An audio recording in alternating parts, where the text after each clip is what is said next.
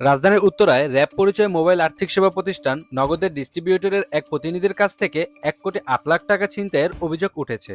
শনিবার 14 জুন সকাল 9টার দিকে রাজধানীর উত্তরায় এ ঘটনা ঘটে। এই ঘটনার সিসি ক্যামেরা ফুটেজে দেখা যায় ভুক্তভোগী ব্যক্তি মোটরসাইকেলে করে যাচ্ছিলেন। এ সময় একটি কালো মাইক্রোবাস মোটরসাইকেলটি গতিরোধ করে। এরপর ওই মাইক্রোবাস থেকে র্যাবের পোশাক পরা কয়েকজন ব্যক্তি বেরিয়ে ভুক্তভোগীকে ধরার চেষ্টা করে। তখন ভুক্তভোগী ব্যক্তি দৌড় দিলে র্যাবের পোশাক পরা ব্যক্তিরাও পেছনে ধাওয়া করে। এক পর্যায়ে তারা তাকে ধরে ফেলে। পরে ভুক্তভোগীকে মাইক্রোবাসে উঠিয়ে নিয়ে চলে যায় তারা। ভুক্তভোগী জানান, ব্যাংকে টাকা জমা দিতে যাওয়ার পথে একটি কালো মাইক্রোবাসে করে আসা একদল ব্যক্তি নিজেদের র্যাব সদস্য পরিচয় দিয়ে তার পথ রোধ করে। পরে টাকা ভর্তি ব্যাগসহ তাদের গাড়িতে তুলে নেয়। এরপরে ব্যাগটি ছিনিয়ে নিয়ে তাকে উত্তরা 17 নম্বর সেক্টরে ফেলে রেখে চলে যায়।